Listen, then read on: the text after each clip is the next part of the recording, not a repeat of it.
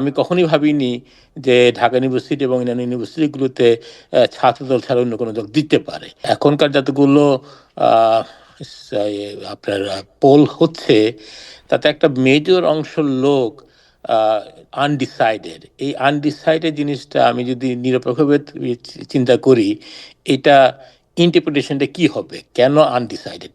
এত একটা মেজর সংখ্যক লোক কেন আনডিসাইডেড? তারা জামাতের পক্ষেও না, বিএনপির পক্ষেও না। তার মানে আইদার তারা ভোটে পার্টিসিপেট করবে না, অথবা তারা এমন কোনো দলকে আগে সমর্থন করতো যেই কারণে তারা এখন কমিট করতে চাচ্ছে না, অথবা এখানে নীরব অনেক আছে যারা এখন মুখ ফুটে বলতে পারছে না যে আমি বিএনপিকে দিচ্ছি বা আমি জামাতকে দিচ্ছি, কিন্তু ভিতরে ভিতরে তাদের হয়তো একটা আইডিয়া আছে তারা কাকে ভোট দিবে। এটা কেন আমি বলছি, যে ধরেন আমি কখনোই ভাবিনি যে ঢাকা ইউনিভার্সিটি এবং অন্যান্য ইউনিভার্সিটিগুলোতে ছাত্রদল ছাড়া অন্য কোনো দল দিতে পারে। সেই জায়গাতে ছাত্রদল পুরো প্যানেলে ভীষণভাবে হেরে যায়, এবং হেরে গেছে নট বিকজ অফ ছাত্র শিবিরের সংগঠন ছাত্রদলের থেকে বড় তার জন্য না। নীরব যেই ভোটার যারা যারা কখনো কোনো জায়গায় কমিট করে নাই, কিন্তু ভোটের বাক্সে যে তারা তাদের ভোটটা করছে, সাবমিট করছে, এবং এইটার রেজাল্টটা ছাত্রদলের বিপক্ষে চলে গেছে। তো এখানে আমার একটা কনসার্ন আছে আর কি, যে একই জিনিস কি আমরা জাতীয় নির্বাচনে দেখতে পাবো কি না। আমি আশা করি না।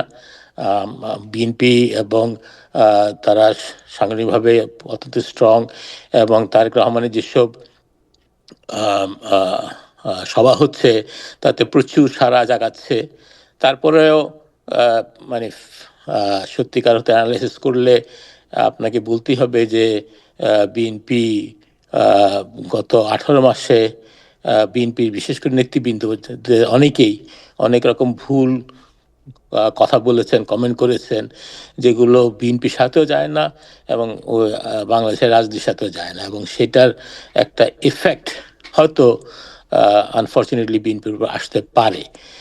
আমি জানি না তারা কেন বিএনপির যে রাজনীতি, খালেদা জিয়া এবং জিয়া যে রাজনীতি, সেটার না থেকে এমন এমন কথা তারা কিছু কিছু করছে, এবং অনেক কিছু আবার এআই দ্বারা জেনারেটেডও হয়েছে, অনেক কিছু প্রোপাগান্ডা হয়েছে। সেই জায়গাতে আমার কাছে মনে হয় বিএনপির মিডিয়াতে কিছু দুর্বলতা প্রকাশ পেয়েছে, যেটা যখন যেভাবে তারা অ্যাড্রেস করা ছিল, তারা তার অপোজিশন পার্টিকে অ্যালাউ করছে to propagate lot of false narrative অথবা কনফিউজিং ন্যারেটিভ, যেটা আমার মনে হয় বিএনপিকে নানাভাবে এফেক্ট করছে। সেটা তারেক রহমান সাহেব এসে অনেকটা রিকভার করার চেষ্টা করেছেন, কিন্তু তাতেও কিছু কিছু এলাকাতে আমার মনে হয় না সেটা ওনার পার্টি বিএনপি ঠিকভাবে করতে পারছে বলে।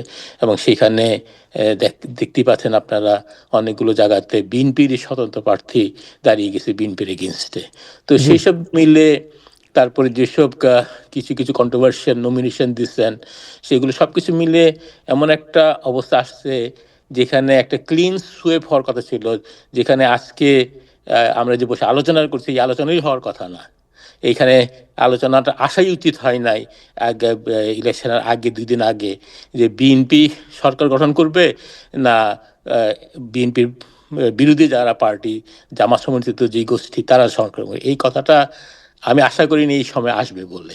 তো এই সময় যে এই কথাটা আপনি নিয়ে আসছেন এবং অন্যান্য যে কনসার্ন আছে, তাতে এটা এটা পরিষ্কার যে না বিএনপি গোষ্ঠী না জামাত গোষ্ঠী, আমার কাছে মনে কেউই শিওর না 12 তারিখের রেজাল্টটা কোন দিকে যাচ্ছে। আমি মনে করি